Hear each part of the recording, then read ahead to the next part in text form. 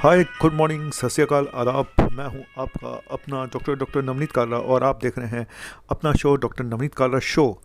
आज एक टॉपिक ऐसा लेकर आया हूं जो करंट जो वायरल इलनेस है उससे रिलेटेड है। हर इंसान बोल रहा है अपनी इम्यूनिटी बढ़ाओ, इसको बचने का तरीका सिर्फ एक ही है, अपनी इम्यूनिटी को बढ़ाना। लेकिन पहली चीज़ तो मैं शॉर्ट में बता दूं कि टॉपिक क्या है। टॉपिक ये है कि आपको कैसे पता चलेगा कि आपकी इम्यूनिटी कैसी है। ये तो कोई नहीं बताता। सब ये बताते हैं कि बढ़ाओ बढ़ाओ बढ़ाओ। आपकी है कैसी इम्यूनिटी, ये कैसे आपको पता चलेगा, यही टॉपिक है। और दूसरा ये शॉर्ट में बता दूं कि भाई इम्यूनिटी एक दिन में नहीं बढ़ती है, एक हफ्तों में नहीं बढ़ती है, एक महीने में नहीं बढ़ती है। अगर आप सोचो कि मैं इतने सारे विटामिन खा के, जिंक खा के, ये खा के, विटामिन सी खा के मैं बच जाऊंगा, तो भूल जाओ। ठीक है। इसको इम्यूनिटी को बढ़ाने में सालों लग जाते हैं, धीरे धीरे बढ़ती है। ठीक है, तो मेहनत करनी पड़ेगी दोस्तों। ये वो नहीं है, शॉर्टकट नहीं है कोई भी। इम्यूनिटी में तो शॉर्टकट है ही नहीं, भूल जाओ। अब बताता हूँ कि आपको जो मेन टॉपिक है कि आपको पता कैसे चलेगा कि आपकी इम्यूनिटी कैसी है। क्या आपकी इम्यूनिटी लो है, क्या इम्यूनिटी आपकी ख़राब है। तो बताता हूँ। देखो, कुछ चीज़ें हैं, अगर वो आपके साथ हो रही हैं तो आपको समझ जाना चाहिए कि आपकी इम्यूनिटी थोड़ी डिस्टर्ब है, थोड़ी लो है। नंबर वन, अगर आपको बार बार फंगल इन्फेक्शन हो रहे हैं, चाहे वो मुंह में हो, चाहे वो नीचे हो, या इधर हो, पैर में हो, बार बार अगर फंगल इन्फेक्शन हो रहे हैं, तो ये भी एक निशानी होती है कि आपकी इम्यूनिटी थोड़ी लो है। Number one. नंबर टू, अगर आपको बार बार साइनस इन्फेक्शन हो रहा है, साइनोसाइटिस साल में 2 से 4 बार हो जाता है, तो समझ लो आपको इम्यूनिटी लो है। तीसरा, इसी से रिलेटेड ईयर इन्फेक्शन अगर साल में 2-3 बार हो जाता है तो इम्यूनिटी लो है। एक ही और बार बार आपको कोल्ड होता है ना। एक ठंड में जनरली हम लोगों को एक आध बार कोल्ड हो गया, नहीं तो अब कई लोगों को बार बार होता है। एक ही विंटर्स में 4-4 5-5 बार उनको कोल्ड हो रहा है और टाइम भी ज़्यादा लग जाता है ठीक होने में, तो ये भी निशानी है कि आपकी इम्यूनिटी लो है। अब बात करते हैं तो कि इन्फेक्शंस, अगर इन्फेक्शंस बार बार हो रहे हैं तो नेचुरली, चाहे वो फंगल हो या वायरल हो, जो बार बार होते हैं आपको और ज़्यादा टाइम लेते हैं, तो इसका मतलब आपकी इम्यूनिटी लो है। और आपका पेट भी ये बता देता है अगर आपका डाइजेस्टिव सिस्टम ठीक नहीं है, क्योंकि ये बताया जाता है कि 70% हमारा इम्यून सिस्टम हमारे डाइजेशन ट्रैक में होता है। तो अगर हमें कॉन्स्टिपेशन रहता है, गैस बनती है, कभी डायरिया हो जाता है, तो बीच बीच में मतलब पेट क्लियर नहीं है, पेट की प्रॉब्लम्स रहती हैं, तो ये भी शो करता है कि आपका डाइजेस्टिव सिस्टम आपका इम्यून सिस्टम थोड़ा वीक है। और अगर आपको थोड़ा सा भी काम करने पे हमेशा थकान हो जाती है, थके थके रहते हो आप, तो ये भी शो करता है आपका इम्यून सिस्टम वीक है। तो ये कुछ चीज़ें हैं जिससे आप पता लगा सकते हो कि आपका इम्यून सिस्टम वीक है। देखो, 1 सेकंड का टाइम दोगे, मैं किसी से मिलने जा रहा हूँ। नोटंकी चलती रहती है मेरी बीच बीच में। मैं अमिताभ जी से मिलने गया था। अमिताभ बच्चन जी से, जी हाँ।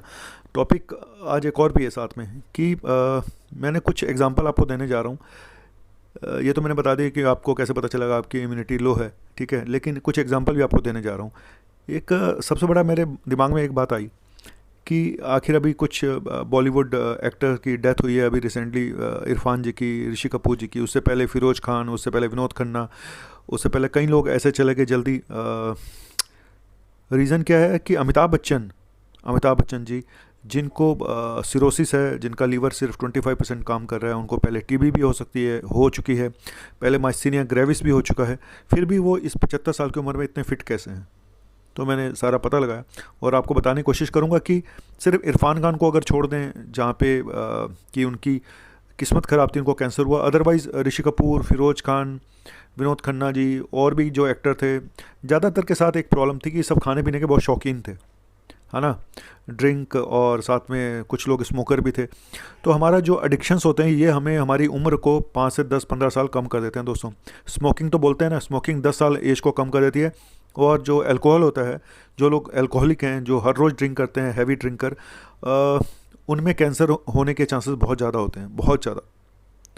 तो अमिताभ बच्चन जी की जो है अभी, आप उसको ये विल पावर बोल सकते हैं कि उन्होंने एक सिरोसिस के होते हुए भी उनको हेपेटाइटिस बी पॉजिटिव है, क्योंकि जब वो शूटिंग हुई थी कुली की, उसमें वो उनको ब्लड चढ़ाया गया था, तो उसमें हेपेटाइटिस बी पॉजिटिव हो गया, जिसने उनके लीवर को ख़राब कर दिया।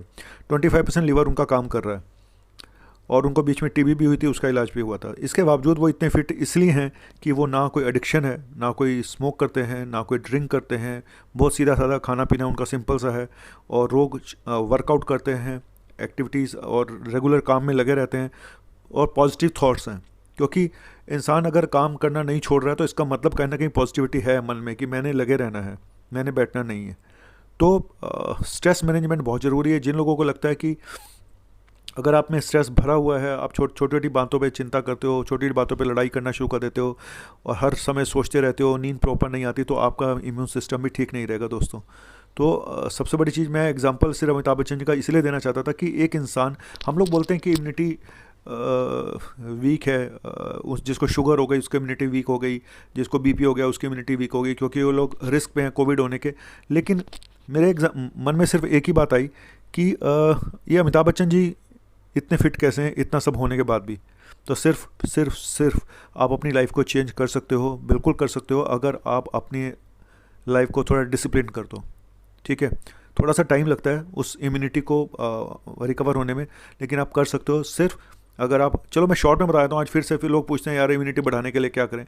कुछ नहीं करना है, सिर्फ डिसिप्लिन लाइफ चाहिए, थोड़ा एक्सरसाइज चाहिए, थोड़ा एडिक्शंस छोड़ने पड़ेंगे, दारू सिगरेट तंबाकू ये सब छोड़ना पड़ेगा, थोड़ी एक्सरसाइज रेगुलर करनी पड़ेगी, थोड़े सप्लीमेंट्स जो अच्छे हैं, omega 3 fatty acid, vitamin D, vitamin C, ये सब अपनी डाइट में थोड़ा और इंक्रीज़ करिए। और अमिताभ बच्चन जी ने क्या किया, अमिताभ बच्चन जी ने पहले नॉन वेजिटेरियन थे, सीधा अब वेजिटेरियन फूड पे आ गए हैं, प्योर वेगन है वो। शायद मेरे ख्याल से दूध से बनी चीज़ें भी नहीं लेते हैं वो डेयरी प्रोडक्ट भी शायद अवॉइड करते हैं, प्योर वेजिटेरियन है बिल्कुल। और ये बोला जाता है कि हाँ, वेजिटेरियन लोगों की डाइट लाइफ जो होती है वो ज़्यादा होती है नॉन वेजिटेरियन से, ये प्रूव्ड है। और तो ये मैंने एक छोटा सा एग्जांपल इसलिए दिया कि इंसान इतनी बीमारियों में होने के बाद भी काम कर रहा है, फिट है, तो सिर्फ यहाँ पे क्योंकि उसने अपने आप को चेंज किया। तो अपने आप को चेंज अगर करना चाहते हो तो सबसे पहले अपने एडिक्शंस छोड़ो दोस्तों, अगर पाले हुए हैं सिगरेट शराब गुटखा, नंबर 1। नंबर 2, थोड़ा रेगुलर एक्सरसाइज करो, अपनी डाइट में कुछ सप्लीमेंट्स को ऐड करो, वॉक रेगुलर करो, yoga meditation, stress management, time management. Stress भी बहुत ज़रूरी है मैनेज करना, टाइम मैनेज करना भी बहुत ज़रूरी है, टाइम मैनेजमेंट, क्योंकि ये दोनों जुड़े हुए हैं कि टाइम नहीं है। तो ये टाइम तो निकालना पड़ेगा, 1 घंटा आपको अपने लिए निकालना पड़ेगा दोस्तों, अगर आप जीना चाहते हो अच्छे ढंग से। ठीक है, और इम्यूनिटी के ऊपर मैंने एक पूरा वीडियो बना रखा है, अपनी इम्यूनिटी को कैसे बढ़ाएं। तो धीरे धीरे बढ़ती है इम्यूनिटी, एकदम से नहीं बढ़ती है, बहुत कुछ करना पड़ता है दोस्तों। और लाइफ में अगर कुछ भी पाना है ना, तो ये सोच लो कि एक तपस्या है।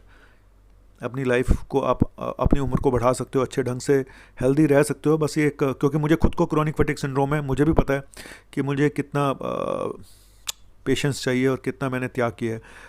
आज शॉर्ट में आपको अपनी डाइट भी बता देता हूँ आप भी क्या याद करोगे। मैं मीठा नहीं खाता हूँ, जबकि मुझे शुगर नहीं है, मैंने मीठा बंद कर रखा है पिछले काफ़ी सालों से। मैं वीट गेहूँ थोड़ा अवॉइड करता हूँ, खाता ज़रूर हूँ, कम खाता हूँ। पहले मैं जैसे पराठे सुबह खा लेता था, वो सब मैंने बंद कर दिया। तो आज मैं शॉर्ट में बताता हूँ कि मैंने अपनी डाइट को कैसे चेंज किया। मेरी डाइट ज़्यादातर थोड़ी प्रोटीन हाई होती है, कार्बोहाइड्रेट्स कम होते हैं। नंबर 1, सुबह उठते ही 2 गिलास पानी पीता हूँ और 5 बादाम या 1 अखरोट मैं रोज़ खाता हूँ, भिगो के रखता हूँ। बीच बीच में कभी छूट जाए तो हो जाता है, लेकिन कोशिश करता हूँ कि करूँ। उसके बाद मैं करीब 8:30-9 बजे के आसपास मैं नाश्ता करता हूँ। नाश्ता मेरा बहुत ज़्यादा नहीं होता। कुछ लोग कहते हैं कि नाश्ता बहुत हैवी करना चाहिए, लेकिन मेरे साथ एक प्रॉब्लम है कि मेरा शुगर लो हो जाती है ज़्यादा खाना खाने से। पोस्ट प्रेंडियल हाइपोग्लाइसीमिया या बीपी भी लो हो जाता है, क्योंकि मुझे एक बीमारी है क्रोनिक फटीग सिंड्रोम। तो मैं नाश्ता हल्का ही करता हूँ। ज़्यादातर नाश्ते में मेरा एग होता है, 1 एग और 1 स्लाइस, बस दैट्स ऑल। और उसके बाद मैं कोशिश करता हूँ दिन में 2 फ्रूट ज़रूर खाऊँ। और फ्रूट्स में मेरे जो फेवरेट फ्रूट हैं, देखो मैं बड़े फ्रूट्स कम खाता हूँ, जैसे कि तरबूज, जैसे कि ये आपका खरबूजा, आम। मैं मैंगो भी नहीं खाता हूँ, आम भी नहीं खाता हूँ। मुझे आम खाए हुए भी सालों हो जाते हैं। आप भी सोचोगे यार कैसा इंसान है, गर्मियों में आम भी नहीं खाता। क्या करूँ यार, शुगर को अवॉइड करता हूँ, क्योंकि जिन फ्रूट्स में शुगर ज़्यादा होती है, जबकि मुझे शुगर नहीं है, तो मैं वो अवॉइड करता हूँ। वो वाले फल मैं नहीं खाता हूँ, जैसे चीकू, केला, आम, ये फल मैं नहीं खाता हूँ। क्योंकि मैंने खुद खा के देखा कि ये थोड़ा सा मुझे प्रॉब्लम करते हैं। क्योंकि मेटाबॉलिज्म कहीं ना कहीं मेरा गड़बड़ था, बिकॉज मेरी ये जो बीमारी है क्रोनिक फटीग सिंड्रोम नाम की। तो 2 फ्रूट मैं खाता हूँ, 1 सेब और 1 माल्टा। अब माल्टा महंगा बहुत आता है, लेकिन मैं फिर भी खाता हूँ। मुझे लगता है कि यार दवाइयों पे, बीमारियों पे खर्चा करने से अच्छा है कि मैं अपने फ्रूट्स पे खर्चा करूँ।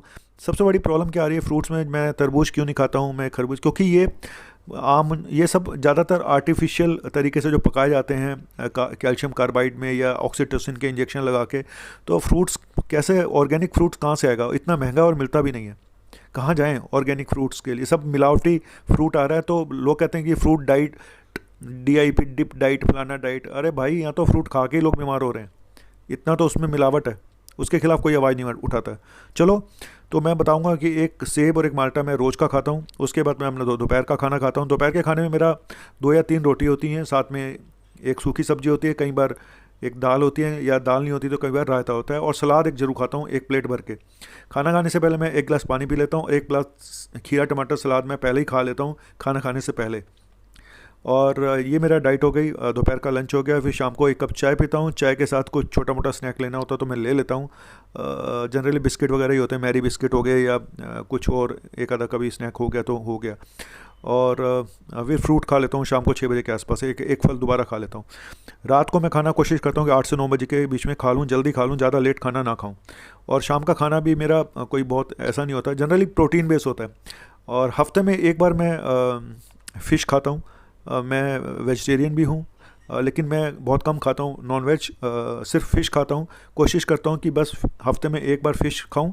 और क्योंकि ये मैंने जैपनीज़ से सीखा है। जैपनीज़ की जो जापान के लोग होते हैं उनकी उम्र सबसे ज़्यादा होती है, 82 साल के आसपास उनकी एवरेज उम्र है। और हिंदुस्तानियों की उम्र, हमारी उम्र 69 ईयर के आसपास एवरेज है। औरतों की थोड़ी ज़्यादा होती है, 2 साल, आदमियों की थोड़ी कम होती है। हेल्दी लाइफ हमारी 58-59 साल है इंडियंस की। और तो ये मेरी डाइट थी कि मैं रात को जल्दी खाना खा लेता हूँ, और कोशिश करता हूँ कि शुगर को तो बिल्कुल ही हाथ ना लगाऊँ। तो शुगर से बनी चीज़ें जितनी होती हैं मैं उनको अवॉइड करता हूँ, चाहे वो लोग, अब घर में बनता भी है तो मैं नहीं खाता हूँ। और ड्रिंक नहीं करता हूँ, सबसे बड़ी बात, मैं कोई ड्रिंक अल्कोहल बिल्कुल नहीं लेता हूँ। पानी जरूर पीता हूँ 8 से 10 गिलास दिन में। तो ये मेरी डाइट है। अब मुझे बहुत प्रॉब्लम रही है हेल्थ से रिलेटेड, तो जब मैंने डाइट को पूरा चेंज किया, हेल्दी लाइफस्टाइल जीना किया, और बीच में योगा मेडिटेशन करता रहता हूँ अपना, जब मुझे टाइम मिल जाता है। ऐसा कुछ नहीं है, अगर मैं बिस्तर पर बैठा हूँ, मैं फ्री हूँ, तो मैं सांस लंबे लंबे लेना शुरू कर देता हूँ, मैं डीप ब्रीदिंग शुरू कर देता हूँ जब जब मुझे टाइम मिलता है। क्योंकि मैंने ये देखा कि जब मैं बहुत ज़्यादा काम में लगा होता हूँ, और आप भी नोट करना, जब आप बहुत ज़्यादा काम में लग जाते हो तो आप ठीक से सांस नहीं ले पाते। आप कभी भी नोट करना कि जब डीप ब्रीदिंग आप नहीं लेते हो, आपको ऑक्सीजन मिल नहीं पाती है बॉडी के अंदर। तो डीप ब्रीदिंग एक्सरसाइज करते रहें, और योगा मेडिटेशन करते रहें। और टाइम मैनेजमेंट बहुत इंपॉर्टेंट है दोस्तों, 1 घंटा आपको अपने लिए निकालना पड़ेगा। अब लोग मेरे से पूछते हैं, सर आप इतने सारे काम कैसे करते हो? मैं क्लिनिक भी जाता हूँ, मैं हॉस्पिटल भी जाता हूँ, मैं वीडियो भी बनाता हूँ, मैं एडिटिंग भी खुद करता हूँ, मुझे क्या लाइव भी आता हूँ, मुझे क्या क्या नहीं करना पड़ता, मुझे लोगों के जवाब भी देने पड़ते हैं, मुझे ऑनलाइन कंसल्टेशन भी देना पड़ता है। तो दोस्तों ऐसा है कि पॉजिटिव रहना है और साथ में काम करते रहना है ना। दोनों चीज़ें साथ साथ होनी चाहिए। तो आपको टाइम मैनेजमेंट अपने लिए 1 घंटा तो निकालना पड़ेगा। तो मैंने क्या किया, मैंने क्लिनिक को थोड़ा कॉम्प्रोमाइज़ किया।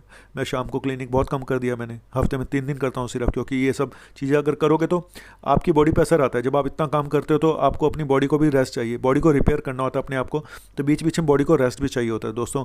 और एज के हिसाब से अपनी बॉडी को चेंज करते जाएँ, है ना, ज़रूरी है ये। जैसे जैसे एज आपकी बदलती जाती है तो आपको अपनी बॉडी को भी उसी हिसाब से चेंज करते रहना पड़ता है। हर 10 साल के बाद आपको अपनी बॉडी को चेंज करना होता है। और साल में एक बार ज़रूर टेस्ट कराता हूँ अपने सारे, और आप भी साल में एक बार कंप्लीट हेल्थ चेकअप ज़रूर कराएं। कुछ चीज़ें मैंने जापान के लोगों से सीखी हैं, पढ़ा है, रिसर्च करी है कि आखिर वो इतना लंबा क्यों जीते हैं। क्योंकि वो हर साल टेस्ट कराते हैं, उनकी कंपनियाँ टेस्ट कराती है, और डॉक्टर के पास वो हर साल कम से कम 4 या 5 बार जाते हैं, सिर्फ अपने अपने हेल्थ को लेके। हमारे यहाँ तो तब जाते हैं जब सब कुछ अड़ोसी पड़ोसी, केमिस्ट, घर के नुस्खे, ये सब करने के बाद डॉक्टर के पास इंसान जाता है। चलो कोई बात नहीं, मैंने जो सीखा तो मैंने बता दिया आपको। और मैंने अमिताभ बच्चन से क्या सीखा वो भी मैंने आपको बता दिया, कि इतना सब कुछ होने के बाद भी वो इंसान 75 साल की उम्र में। और मैं प्रे करता हूँ अमिताभ बच्चन जी की उम्र और लंबी हो, और हम देखना चाहते हैं अभी और उनकी मूवीज़, हर चीज़। और जाते जाते अमिताभ बच्चन जी का कोई गाना ना हो, हे ये हो नहीं सकता, ये नहीं होगा, बताता हूँ आने का दोबारा, 1 मिनट नहीं, जाने का नहीं यार, यहीं से सुनाता हूँ। अमिताभ बच्चन जी का गाना है जो मुझे बहुत मोटिवेट करता है। रोते हुए आते हैं सब, हंसता हुआ जो जाएगा। रोते हुए टना टना आते हैं सब, टना टना हंसता हुआ जो जाएगा। वो मुकद्दर का सिकंदर, वो मुकद्दर का सिकंदर, जाने मन कहलाएगा। यस, रोते हुए आते हैं सब, हंसता हुआ जो जाएगा, वही मुकद्दर का सिकंदर कहलाएगा। और जाना तो सबने यार एक दिन, तो रो रो के क्या जीना, हर समय यही डर डर डर डर, डर, कोरोना ये कोरोना वो। भाई कोरोना छू के जा चुका है आप लोगों को, आपको पता भी नहीं चला। मैं फिर बोल रहा हूँ 1 करोड़ कम से कम लोग प्रभावित हो चुके होंगे, ये मेरा अपना अनुमान है। कोरोना जा चुका है आपको छू के और आप डर डर के जी रहे हो, जी रहे नहीं जी रहे जीरा। तो रोना नहीं है दोस्तों, ठीक है। रोते हुए आते हैं सब, हंसता हुआ जो जाएगा वो सिर्फ मुकद्दर का सिकंदर, सिर्फ वो कहलाएगा। And thank you Amitabh ji, आपने हमें इतना एंटरटेनमेंट किया। और अगर हम आपसे कुछ सीख सकते हैं तो यही है, आप इनकी चीज़ों से वो अच्छी चीज़ें सीखें जो उन्होंने करी हैं। और मैंने अच्छा सीखा है कि हाँ, लाइफ में कैसे पॉजिटिव रहना है और काम करते रहना है, बस यही मैंने इनसे सीखा है। और अच्छे ढंग से लाइफ को जीना है तो अपने एडिक्शंस को रोक दीजिएगा, तभी आप लाइफ अच्छे ढंग से जी सकते हो। दोनों चीज़ें एक साथ चल नहीं सकती। सोच लो, या जीना है या नहीं जीना है। अच्छे ढंग से जीना है तो फिर ये सब छोड़ना पड़ेगा। Bye, thank you very much.